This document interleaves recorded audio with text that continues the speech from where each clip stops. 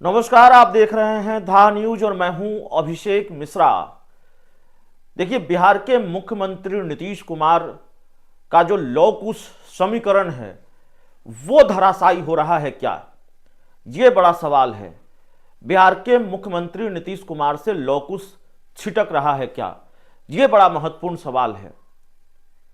कुशवाहा नेता एक एक कर नीतीश कुमार से अलग हो रहे हैं और तीन बड़े झटके बिहार के मुख्यमंत्री नीतीश कुमार को लग चुके हैं। बिहार के मुख्यमंत्री नीतीश कुमार से कुशवाहा नेता छिटक रहे हैं क्या, कुशवाहा वोटर भी छिटक रहे हैं।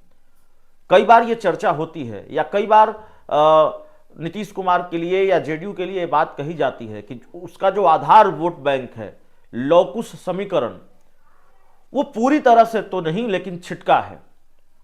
और नीतीश कुमार के लौकुश समीकरण में सेंधमारी की है, सेंध लगाई है राजद सुप्रीमो लालू प्रसाद यादव ने। तो हम वोट बैंक की बात बाद में करेंगे, हम वोटरों की बात बाद में करेंगे, लेकिन जो कुशवाहा समाज के नेता हैं और बड़े चेहरे, वो एक एक कर नीतीश कुमार को छोड़ रहे हैं, नीतीश कुमार का साथ छोड़ रहे हैं। पहले उपेंद्र कुशवाहा ने साथ छोड़ दिया, हालांकि उपेंद्र कुशवाहा के लिए जेडीयू में स्थिति ही ऐसी पैदा कर दी गई कि उनके सामने जेडीयू से अलग होने के सिवाय कोई दूसरा रास्ता रहा नहीं। 2024 का लोकसभा चुनाव आया तो अभय कुशवाहा ने साथ छोड़ दिया और अभय कुशवाहा की वोटरों में स्वीकार्यता बताने की जरूरत नहीं है। औरंगाबाद का किला बीजेपी का किला कहा जाता था, उसको भेज दिया और औरंगाबाद सीट अभय कुशवाहा जीत कर आ गए, जो सीट लगातार बीजेपी जीतती आ रही थी और अब संसदीय दल के नेता हैं आरजेडी के संसद में।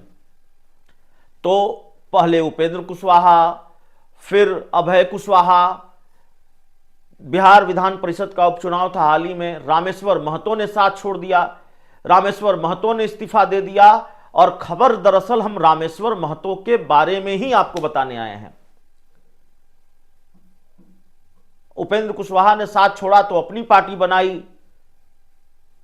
और रामेश्वर महतो कहां जा रहे हैं यह भी आपको बताने आए हैं। अभय कुशवाहा ने साथ छोड़ा तो आरजेडी के साथ चले गए, रामेश्वर कुशवाहा उपेंद्र कुशवाहा के साथ जा रहे हैं। यानी कि नीतीश कुमार की पार्टी छोड़कर रामेश्वर महतो उपेंद्र कुशवाहा के साथ जा रहे हैं। रामेश्वर महतो कई बार उपेंद्र कुशवाहा के साथ खुलकर खड़े दिखाई दे रहे हैं, दिए हैं।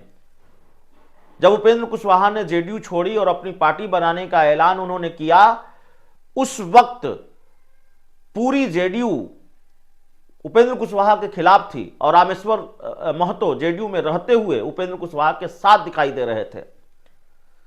तो पार्टी से भी विद्रोह किया, कई बार पार्टी के बड़े नेताओं से भिड़ गए और पार्टी के प्रदेश अध्यक्ष उमेश कुशवाहा से भी भिड़ गए रामेश्वर महतो। और 2000 इस बार जो बिहार विधान परिषद का उपचुनाव था उसमें उन्होंने सीधे तौर पर ऐलान किया कि निर्दलीय राकेश रोशन की वो मदद करेंगे।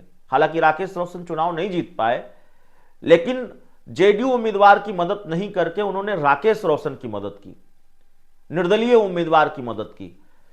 23 जनवरी को रामेश्वर महतो उपेंद्र कुशवाहा की पार्टी ज्वाइन करने जा रहे हैं।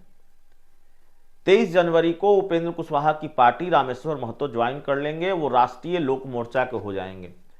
और दरअसल रामेश्वर महतो का जेडीयू छोड़ने के बाद उपेंद्र कुशवाहा की पार्टी ज्वाइन करना ये अपने आप में बड़ी खबर इसलिए भी है क्योंकि ये एक तरह का बदला भी है, सियासी हिसाब किताब भी उपेंद्र कुशवाहा चुकता करने जा रहे हैं नीतीश कुमार से। 2024 का लोकसभा चुनाव था और 2024 के लोकसभा चुनाव के वक्त उपेंद्र कुशवाहा की पार्टी के जो प्रदेश अध्यक्ष थे उन्होंने पार्टी छोड़ दी और उन्होंने जेडीयू ज्वाइन कर ली। तो जेडीयू ने सेंधमारी की उपेंद्र कुशवाहा की पार्टी में, उपेंद्र कुशवाहा की पार्टी के प्रदेश अध्यक्ष को ही अपनी पार्टी में शामिल करा लिया और बाद में उपेंद्र कुशवाहा की पार्टी के प्रदेश अध्यक्ष जो जेडीयू में शामिल हुए, उनकी पत्नी विजया लक्ष्मी को टिकट दे दिया सिवान सीट से और सिवान सीट विजया लक्ष्मी जीत भी गई। तो उपेंद्र कुशवाहा की पार्टी छोड़ने वाले नेता को जेडीयू ने जब ज्वाइन कराया अपनी पार्टी में, तो उपेंद्र कुशवाहा अब इसका हिसाब किताब चुकता करने जा रहे हैं। वो जेडीयू छोड़ने वाले नेता को अपनी पार्टी में शामिल कराने जा रहे हैं। राष्ट्रीय लोक मोर्चा में शामिल होंगे 23 जनवरी को रामेश्वर महतो। और दरअसल इस सवाल से ज्यादा बड़ा सवाल यह है कि एक एक कर कुशवाहा नेता क्यों छोड़ रहे हैं जेडीयू को, नीतीश कुमार की पार्टी को। अभय कुशवाहा ने क्यों छोड़ा, उपेंद्र कुशवाहा के लिए ऐसी स्थिति और परिस्थिति क्यों बनी कि उनको पार्टी छोड़नी पड़ी, और फिर रामेश्वर महतो को भी पार्टी छोड़नी पड़ी। और सवाल यह भी है कि इस कतार में और कितने नाम हैं और कितने लोग हैं जो नीतीश कुमार की पार्टी को छोड़ सकते हैं, और कितने कुशवाहा नेता हैं, या लव कुश समीकरण और कितना एक तरह से धराशायी होगा। नेताओं के लेवल पर, पार्टी के लेवल पर तो धराशायी हो रहा है। लौकुश वोट बैंक कितना धराशायी हुआ है, लौकुश वोट बैंक कितना साथ है हम नीतीश कुमार के, ये तो 2025 के विधानसभा चुनाव के नतीजे बताएंगे। जाहिर तौर पर जब 2025 के विधानसभा चुनाव का नतीजा आएगा तब यह साबित होगा कि लौकुश समीकरण ने साथ दिया या नहीं दिया। लेकिन 2024 का लोकसभा चुनाव नीतीश कुमार के लिए एक अलार्मिंग सिचुएशन रहा। 2024 का लोकसभा चुनाव एक तरह से नीतीश कुमार के लिए अलार्म बजा। 2024 के लोकसभा चुनाव में जिस तरह से कुशवाहा नेताओं पर दांव लगाया लालू यादव ने, अपनी पार्टी से न सिर्फ कुशवाहा नेताओं को टिकट दिया, जेडीयू से आए अभय कुशवाहा को टिकट दिया, और सहयोगी दलों से भी कुछ सहयोगी दलों में भी कुछ कुशवाहा नेताओं को टिकट दिलवाया। तो जाहिर तौर पर लालू यादव ने जो प्रयोग किए कुशवाहा पॉलिटिक्स की, और अपने आधार वोट बैंक के साथ, यानी कि मुस्लिम यादव वोट बैंक के साथ जो कुशवाहा वोट बैंक को जोड़ने की कोशिश की, पूरी तरह से तो नहीं, लेकिन लालू यादव कमोबेश इसमें सफल हुए, उनको इसमें सफलता मिली। और इसीलिए नीतीश कुमार के लिए यह खतरे की घंटी है। इसीलिए मैं कह रहा हूं कि 2024 के लोकसभा चुनाव में अलार्म बज चुका है। अब रामेश्वर महतो का जाना, रामेश्वर महतो तो खैर झटका दे चुके हैं, रामेश्वर महतो तो पार्टी छोड़ चुके हैं, नीतीश कुमार की पार्टी छोड़ चुके हैं, विधान परिषद उपचुनाव के वक्त छोड़ चुके हैं, और अब वो ज्वाइन करने जा रहे हैं 23 जनवरी को उपेंद्र कुशवाहा की पार्टी।